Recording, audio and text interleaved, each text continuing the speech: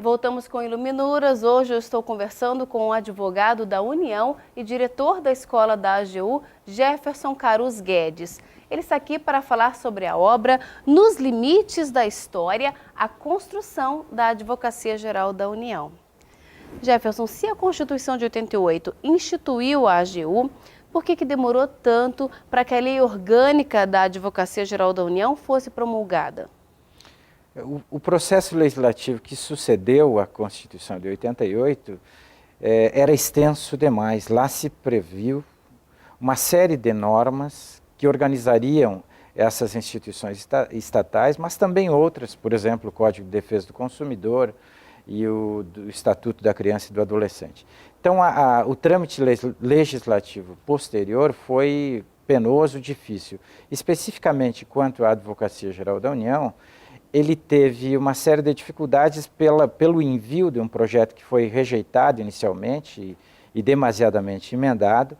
O Executivo pede de volta o projeto e envia outro.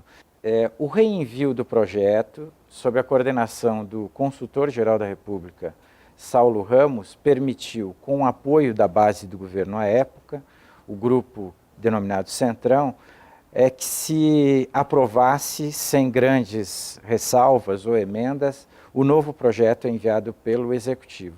Mas isso se deu, evidentemente, 5 anos após a Constituição de 88, em 1993. Mas esse processo não foi único. A Lei Orgânica do Ministério Público também é desse período, levou 5 anos, e a Lei Orgânica da Defensoria Pública, que tem o número 80, também é posterior. Então, todo o processo de organização dessas instituições foi muito lento após 1988. Agora, voltando a falar um pouquinho da Constituição de 88, não é? A nossa carta inovou, trazendo um capítulo intitulado Das Funções Essenciais à Justiça, no qual está incluída a Advocacia Geral da União. Você falou uma coisa muito interessante no bloco anterior sobre essa questão da não inclusão da AGU nos outros 3 poderes. Fala um pouquinho sobre essa importância no sentido da autonomia da AGU.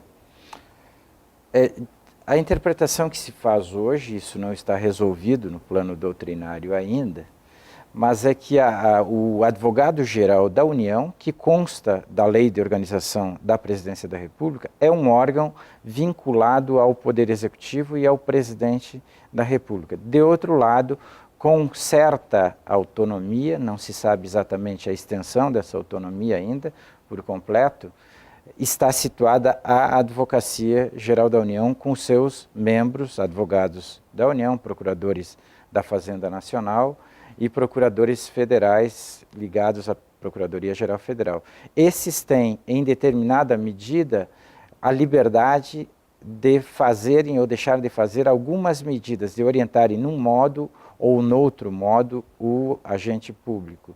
Mas a autonomia se entende ainda que é mitigada. Ela não se assemelha àquela autonomia tida pelas outras funções essenciais. A Defensoria Pública, por exemplo, tem na sua lei a previsão específica de autonomia. E o Ministério Público, obviamente, aproveita e tem também prevista especificamente, expressamente, essa autonomia. A da AGU, ela tem uma certa mitigação ainda.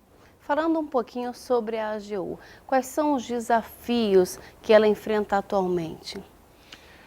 Dentre os desafios, eu acho que a consolidação e o aproveitamento do espaço político, a participação dos seus membros como protagonista na elaboração, em todas as fases da elaboração das políticas públicas, e a revelação da sua efetiva importância social na medida que sejam reconhecidos como agentes que orientam os gestores públicos, que defendem o Estado e as políticas públicas nas hipóteses em que essas atividades do Estado são atacadas judicialmente, e também a participação cada vez maior na formulação daquelas políticas mencionadas. Mais do que defender, o importante é que o gestor tenha o auxílio do advogado público na preparação da política e evite com isso os eventuais equívocos e até a criação de demandas judiciais por escolhas equivocadas do ponto de vista